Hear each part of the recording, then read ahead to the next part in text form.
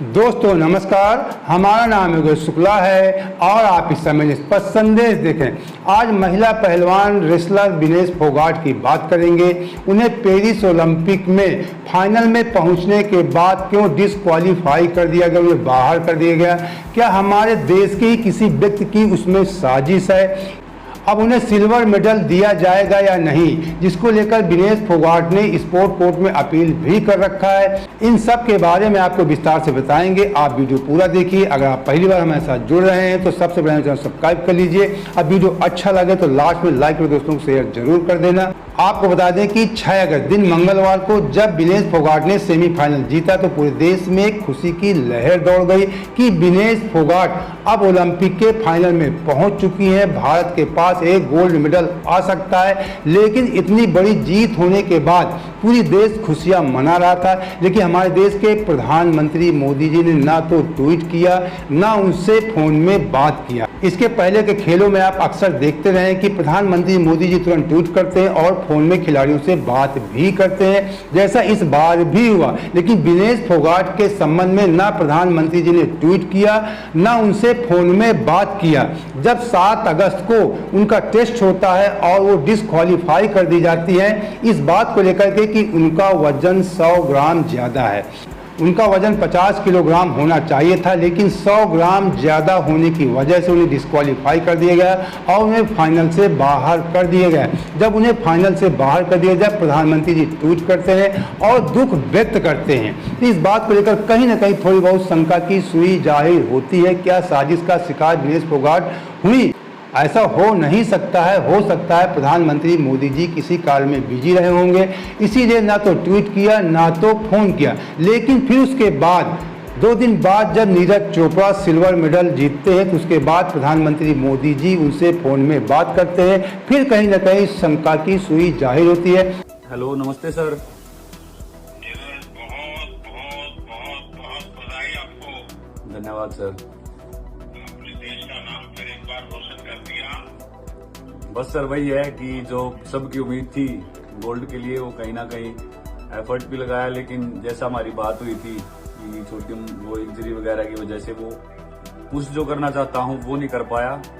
उसका थोड़ा सा हो रहा। क्या किया जाए भाई? वही डिसीजन लेंगे सर टीम के साथ। लेकिन कंपटीशन जो था वो काफी तगड़ा था और ऐसी सिचुएशन में भी थ्रो करना और मेडल लेके आना कंट्री के लिए, उसकी खुशी है जी। आपने प्रधानमंत्री मोदी जी और नीरज चोपड़ा की बातचीत को सुना। प्रधानमंत्री मोदी जी उन्हें बधाई भी दे रहे हैं और उनकी हौसला अफजाई भी कर रहे हैं, लेकिन ऐसा विनेश फोगाट के साथ उन्होंने नहीं किया। क्यों नहीं किया, ये उनका मामला है। विनेश फोगाट को जब फाइनल से डिस्क्वालीफाई कर दिया जाता उसके बाद वो अपनी मां को लेकर एक ट्वीट करती, मां कुश्ती मेरे से जीत गई, मैं हार गई, माफ करना, आपका सपना मेरी हिम्मत सब टूट चुके हैं, इससे ज्यादा ताकत नहीं रही अब, अलविदा कुश्ती 2001 से 2024, आप सबकी हमेशा ऋणी रहूंगी, माफी। सेमीफाइनल में क्यूबा की रेसलर यूशनेलिस गुजमैन को 5-0 से हराया था। विनेश ने यूक्रेन की ओक्साना लिवाच को 7-5 से मात दी थी।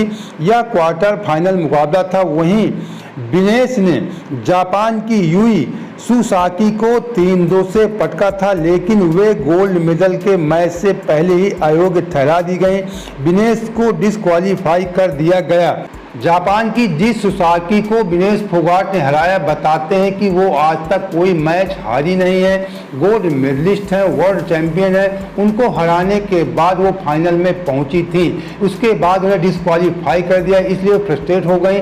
उसके बाद उनको अस्पताल में भर्ती कराया गया क्योंकि उनके शरीर में पानी की कमी हो गई थी। उधर विनेश फोगाट अस्पताल में भर्ती थी, इधर भारत सरकार इस बात को लेकर दुहाई दे रही थी कि हमने विनेश फोगाट पे कितना रुपया खर्च किया है, जबकि किसी भी देश की किसी भी सरकार का फर्ज होता है खिलाड़ियों के ऊपर पैसा खर्चा करना।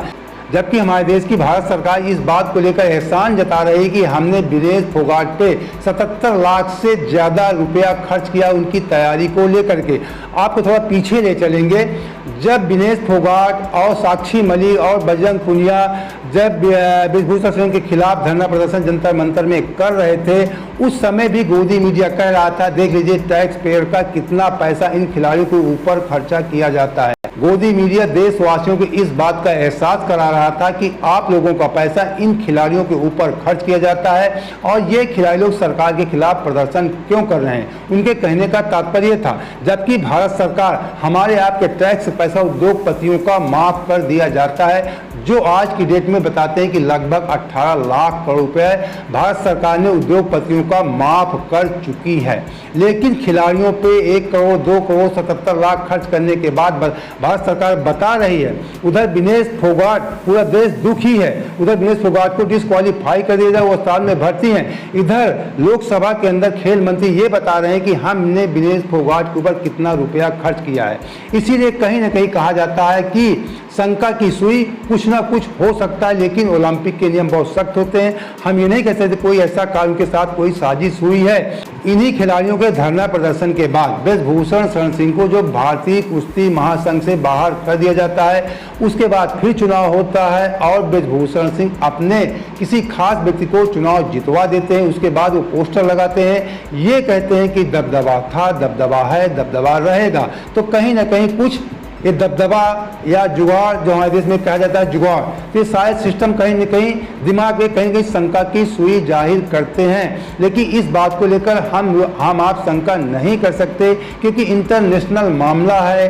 कहते हैं ओलंपिक के बहुत सख्त नियम होते हैं, उनसे किसी प्रकार का समझौता नहीं किया जा सकता है। विनेश फोगाट का जब मंगलवार सुबह वजन मापा गया तो उनका वेट 49 किलो 90 ग्राम था, जो 50 किलोग्राम की कैटेगरी के लिए उपयुक्त था।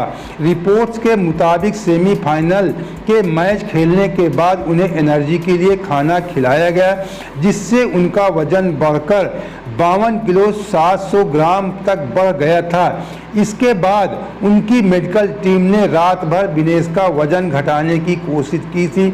उन्हें रात भर एक्सरसाइज कराई गई, उन्हें रात भर स्किपिंग और साइकिलिंग की, साना बात भी लिया, नाखून तक कटा लिए।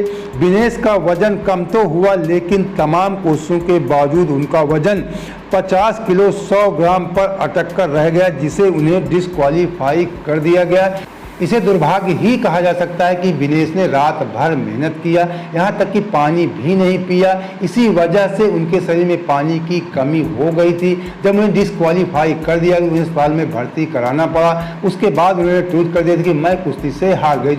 इसके बाद विनेश फोगाट ने सिल्वर मेडल के लिए स्पोर्ट कोर्ट में अपील भी किया। Vinesh Phogat case appeal live court of arbitration for sports के द्वारा जारी प्रेस रिलीज के मुताबिक विनेश की इस अपील को लेकर अंतिम फैसला पेरिस ओलंपिक के अंत में लिया जाएगा।